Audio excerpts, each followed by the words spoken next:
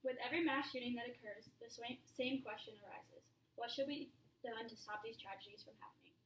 With over 200 million firearms privately owned in the United States, changing gun control laws now seems absurd. So how do we prevent firearms from getting in the wrong hands? About 95% of mass shooters in the past 30 years were found to have some type of mental illness. Of these shooters, over 75% obtained their guns legally. So what if these people were never able to obtain their guns, or once found mentally ill, had their guns taken away till they were stable? I wasn't sold on the idea at first, but then I heard of an incident in my hometown a couple months ago. Although only three were killed, including the shooter, and the shooting was not officially considered a mass shooting, it is a strong example of the lives that could have been saved. I think when the issue is close to home, you realize any of us could potentially be victims. This is how the shooting in Cedar Rapids occurred. 47-year-old Robert Livingston called police to his house on January 28th, asking to be taken to Mercy Hospital for help with an emotional crisis related to his marriage. He told the police he had a gun in a safe and had trigger locks, which satisfied the police enough to leave the guns alone. The Cedar Rapids police chief said that some officers asked to take weapons out of the house for safekeeping in certain situations, even if they might not have legal authority to do so, but officers felt there was no reason to in this case. Police officers took Livingston to the hospital, and later that night, doctors released him saying he was stable. Less than a day and a half later, Livingston went to the house of his mother-in-law with a rifle and a handgun and shot his wife, mother-in-law, and then himself. Just think, if the police had surrendered Livingston's guns that day, him and his family would still be alive. California is the only state in which police can confiscate legally obtained guns from individuals because they have been convicted of a felony, are under a domestic violent restraint, or have been institutionalized for a mental health problem since their firearm purchase. After 5 years of their diagnosis, their guns are returned. So why doesn't every state adopt this law to improve public safety?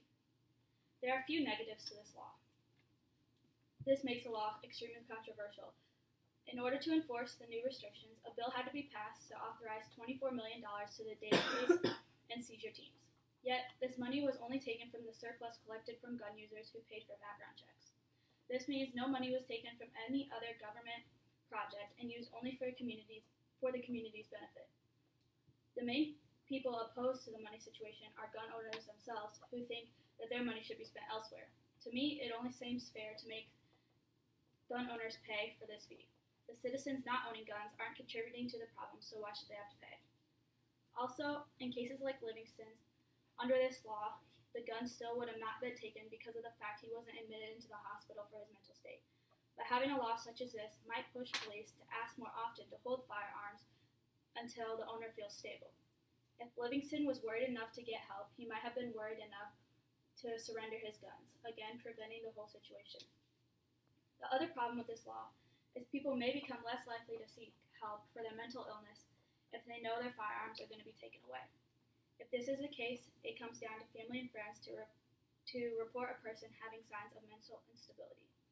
Diagnosing the problem is the first step, and more awareness of the problem could also help prevent some incidences. But as the Livingston case shows, it is sometimes not enough to just seek help. Just because patients are released from the hospital does not mean they are better. The process of healing and becoming stable takes time. If their guns are out of reach and out of sight, it could save many lives, including their own. Not only could this law prevent mass shootings like the Fort Hood massacre, it could also prevent numerous suicides. Having one more obstacle before ending the lives of others or yourself could be all the difference. Then, there is always a question of human rights. Is it worth taking away the rights of so many people just to save a few? Some would argue no. There are millions of people in the United States diagnosed as mentally unstable. The problem is, it is nearly impossible to pick out the violent people from everyone else. I feel that these people shouldn't have gun rights anyways. We wouldn't give a child a gun and expect them to know not to pull the trigger. So why is it okay to give someone who isn't in their right mind a gun and expect them to know right from wrong? If it was a loved one you were saving by taking away the rights of these people, you might change your mind. In the end, nothing is black and white. It is impossible to come up with a perfect law to eliminate all shootings from happening. If it were that easy, it would have already happened. The question with this law comes down to this. Is it worth suspending people's rights to own a gun while they are unstable to save many innocent lives?